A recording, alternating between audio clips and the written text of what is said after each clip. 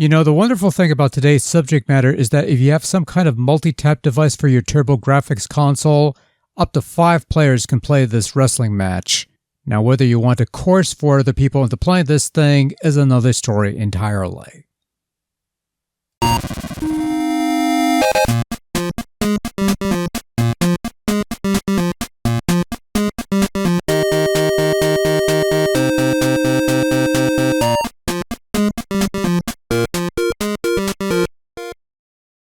Released in 1990 for the TurboGrafx-16 and not based on the Japanese novel of the same name because that came out in 1999.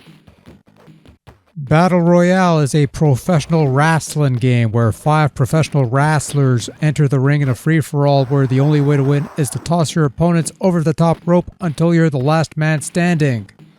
So they basically took the Battle Royale match type, where you normally have a bunch of wrestlers, about 20 or so, in the ring, starting off, beating each other up, getting tossed over the top until one is left standing, and they built a whole game around that, which is certainly a choice. Everything about Battle Royale is weird. You don't pick a wrestler like you would any other game, a player select screen or anything like that. Instead, you control a manager, usually a woman, and have to beat up the other managers to get to the wrestler you want to manage, and then once you do, you press select and the game proper begins from there. There are 5 wrestlers to choose from, each with suitably weird American pro wrestling names and costumes, but at the very least boast slightly different moves at their disposal. The goal is to beat your opponents to submission, with stamina being denoted by their wristbands, which start off black before turning yellow and red and flashing and dead. So again, that's certainly a choice, is to go by the wristband to determine how healthy a wrestler is. You have 2 modes of play. The main Battle Royale mode, which again, all 5 wrestlers start off and they beat each other up until one remains. And a tournament mode where your manager picks a wrestler, again you're playing the manager, and you fight one-on-one against other opponents before another is added to the stretch, making it 2-on-1 and then 3-on-1, 4-on-1, before the eventual 5-man roster is deployed, I guess. Oh, by the way, all these matches has you beating people up to throw them over the top rope, because that's how you win matches in this game, even in the one-on-ones. No pinfalls, no submissions, and the only way out is over the top. Naturally, Cowboy Bill Watts would not approve. Nobody is going to get that. It's worth noting that Battle Royale was developed by Incredible Technologies. You know, the same people who would bring you that wonderful Street Fighter the movie, the game, arcade game a couple of years later before relegating themselves to golf and bowling simulators for life. And that this was developed exclusively for the American TurboGrafx audience, which should make them feel really special.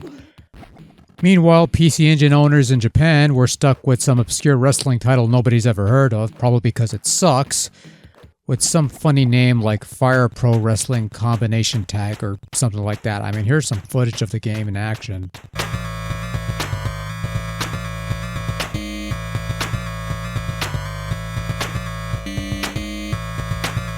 Ooh yeah, that's gonna put some butts in them seats. Huh. Anyway, I've heard horror stories about this game, but I've also heard people compare this to games like WrestleFest or Midway's WrestleMania arcade game because they also had Battle Royale type deals. And let me tell you something, those people can fuck right the fuck off a high cliff and land at their heads on the pavement below. Battle Royale is nothing like those games because those games are actually good and fun, which this is not. The key culprit here, as is often the case with a lot of these lesser wrestling games, is control, which tends to be spotty and confusing. You have a punch button, a kick button, and sometimes holding the select button while pressing other buttons will yield other moves, none of which resemble genuine grappling or wrestling holds. It's mostly a variety of striking moves and, of course, the pickup, which is done by pressing up and both buttons over a downed opponent, and then to toss them you hold them in the direction you want to toss and press both buttons again. You'll need to learn this quickly in order to win matches because, again, Battle Royale is about elimination over the top rope. Sometimes you could even execute a smash move by pressing select and button 1 that can also send your target flying. All well and good if the controls were worth a damn, which they are not. Now, pressing select to pull off a special move is nothing I take issue with. I've played better wrestling games that use select as a special move button. No problem. But using it as essentially another action button or modifier in conjunction with the other buttons makes things needlessly convoluted. On top of that, controls barely function as they should. Even when you do attempt to pick up, it only works every so often and usually at a point where you're in no position to toss the opponent. When it comes to mashing buttons, you'll get something. Trying to get something specific, however, is a lottery.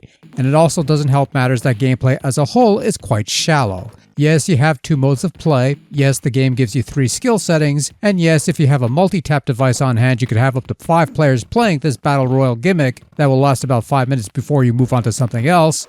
But does it really matter if the controls are kinda jank and all the wrestlers play the same way anyway? Even WrestleMania Challenge on NES, from LJN maker of toys mind you, had more depth and variety than this. You do get stats after each game, so that's something I guess. No? It's a shame really, because the game looks like a fun romp if nothing else. The wrestlers are stereotypically goofy gimmicks worthy of early 90s WWF WCW, with their mugshots being a highlight. The sprites are smallish and animate poorly, but there's some personality and charm to them. The managers look fine. Oh hey, Duke Nukem. The arena looks nice. You've got garbage landing ringside, which is a nice touch, and I even get a kick out of the TurboGrafx logo in the middle of the ring. That's adorable, actually. I mean, visually, it's a fun, colorful, somewhat over-exaggerated interpretation of early 90s American pro wrestling, and that's about all this game has going for it because there's nothing else. Even sound comes across as weak sounding with its tinny sound effects and the few bits of music, which I imagine are the wrestler themes, and honestly, not all that great sounding. You usually want music in these wrestling games to have a bit of punch, and Battle Royale doesn't have that. On the other hand, though, there are some mild vocal taunts from the wrestlers, and those sound, You die! Oh yeah! Oh yeah! Ah yes, the man who wanted to be the Macho Man, but sounds more like the Kool-Aid Man. Nobody is going to get that. Overall, Battle Royale on TurboGrafx-16 is pretty bad. The gameplay is kinda shallow, the controls are generally poor, and while there's some charm to be found here, it's not quite enough to overcome the shoddy, boring game behind it all.